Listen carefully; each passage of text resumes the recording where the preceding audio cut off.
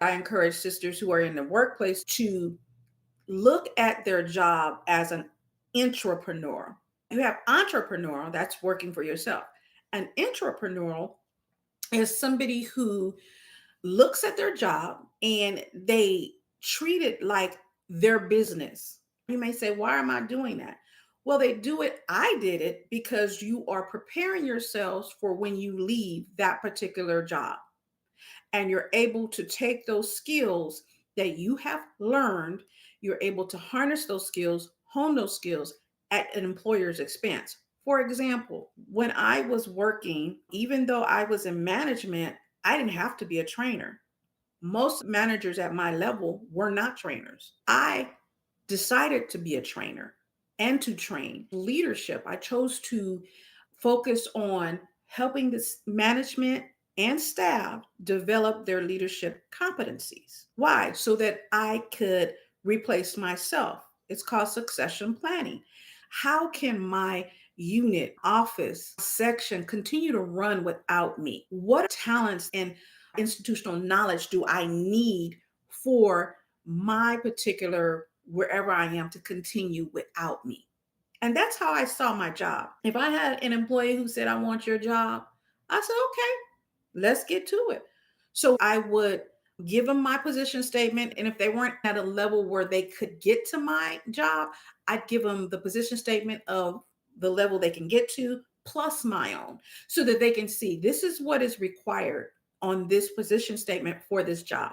This is what the job description is. This is what the organizational expectations are of a person at this level. We would determine, is there a skill gap? You are here, you want to be here. In between here, there's a skill gap. What is it? And we would develop a career plan. I developed what was called a career diary that the entire region used. And that career diary helped employees who wanted to become managers, who wanted to become analysts, or whatever they wanted to become, move from where they are now to what they want to be. So, what does that have to do with entrepreneurship? What it has to do with entrepreneurship is on the side, while I was working in my job, I opened my own training business. I had an office. I also did contract training.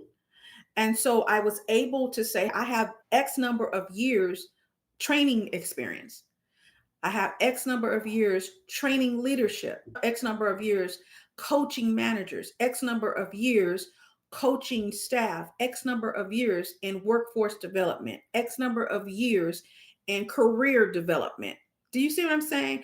X number of years in writing training material, X number of years facilitating workshops, seminars, lunch and learns, what have you. So that's about taking your skills that you have collected while you were an employee and while you are an employee, honing those skills, making them to where you're able to get better and better and better at someone else's expense. Even though I did extra stuff and I didn't get paid extra because I was salaried, I cannot buy the experience that I gained from that strategy of employing intrapreneurship. Intra means within, INTRA, intrapreneurship.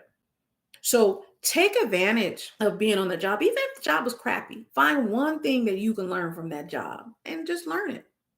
And you say, what does that have to do with Black woman rest era? What it has to do with is your professional growth, working on your plan and planning your work so that you get a benefit out of it. They're getting a benefit out of your brain, out of your time, because you're exchanging time for money. But you can flip the script and make yourself valuable to you beyond that job. I hope that makes sense. And I will be rolling out leadership online courses. I'll roll some of them out here on the channel and some of them won't be on the channel, but most of them I'll try to put on the channel because I really think that a lot of managers and supervisors, most are terrible. I'm going to just keep it real.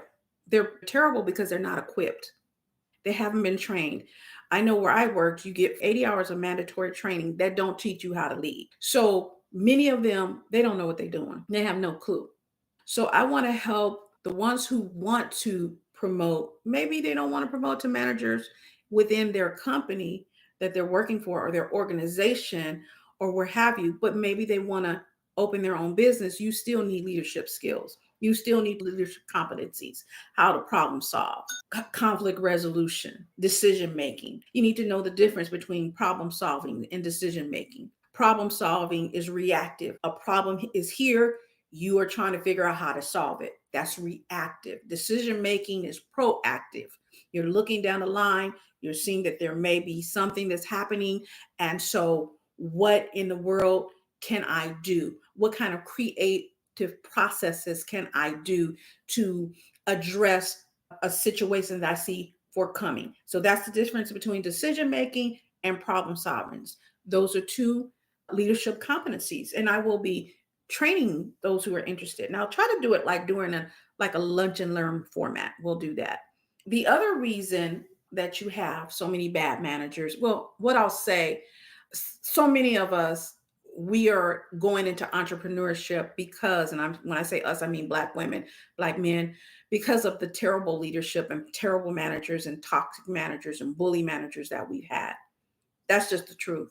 That's why many of us don't want to RTO, which is return to office. We don't want to do it. Why? Because we're less harassed when we're working from home. We're still harassed, but it's less harassment. Okay. And I'm going to just tell you a little secret. The people who want you to come back to the office, there's no reason for you to work in the office most of the time. They say, oh, it's because people are less productive. That's not true. Most people who are productive in the office, they're more productive outside of the office. The people who are not productive outside of the office, those are the same people who were not productive in the office. Those are the same people who, as a manager, you walk past their cubicle, you're not looking at them, you're not looking over their shoulder, you just happen to be walking. You see that they're looking at cartoons, but they see you coming, they think you don't see that they didn't switch the screen. Those are those people who are not working at home. And as a manager, it's your job to address that. So having everybody come back to the office because 10% of the staff is messing up, 90% of them doing their work and doing more of it, that's ridiculous. A lot of time that is micromanagement at work, and that's not a good manager. I actually had to do a lot of training around that when we had our staff go home during COVID. My managers felt some kind of way with it, and I explained to them, listen, name the people who you're having problems with at home. Then write down the names of those people who you have problems with, who did not do their work when they were in the office. Some of them sitting right next to you. They're the same people. They're the same people. So why punish the 90% because of this 10%? Make the 10% come in the office. That means you're going to have to come in office too, though. So it's a choice. And a lot of the managers who want all their folks to come back in office is micromanagement, power trip, right? You'll find three behaviors or three characteristics, I think, at least three, when you are dealing with a toxic bully manager, bad supervisor, bad leader. Usually they're incompetent. That means they shouldn't even been in the job. They somebody's cousin, sister, husband messing around with somebody, or they got the right complexion, and or they are immature, and that's huge. A lot of these people, they're still the little high school bully, and they got a job, they got promoted, they're in management, so they're going to take out their unresolved issues on everybody at the workplace. They're not mature enough to even be in that position, right? So incompetent, immature, and or insecure. They don't have sense enough to understand that you don't compete with your team members. If you have managers that report to you, like I had managers who reported to me, I didn't compete with them. Why? Because my team is not there to compete with me. My team is to complete me. And I had sense enough to understand that. But when you have a insecure manager, they don't understand that. So what they will do, because they're insecure, they will harass. Many times the people getting harassed are their highest performers. That's who they usually will harass. Why? Because that person makes them see how incompetent they are. And instead of them putting that person in a space that makes them look better, they want to spend their time and energy, because they immature, right? Beating the person down. So Again, when you have toxic leadership, toxic management, toxic supervision, you usually see three main things: incompetence, immaturity, and insecurity. And I've had them all. I had a person who had all this person was making about at least maybe 20, $30,000 more a year than I was. Still made her look good. Her numbers were good because I was a good manager. I'm gonna just keep it real. Good leader. And there's a difference between leadership and management and supervision. Those are three different skill sets that, as a leader, you need to know which ones to employ. When do I employ my leadership skills?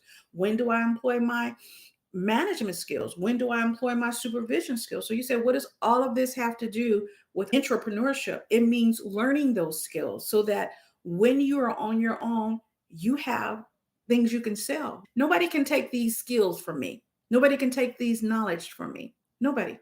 I have them. I haven't asked to do different contract work. I'm retired. I just do what I want to do when I want to do it. Right now, I don't want to do nothing. Okay. So I hope that makes sense. During this Black woman rest era, take your time, mind your business at work, do your job and just your job.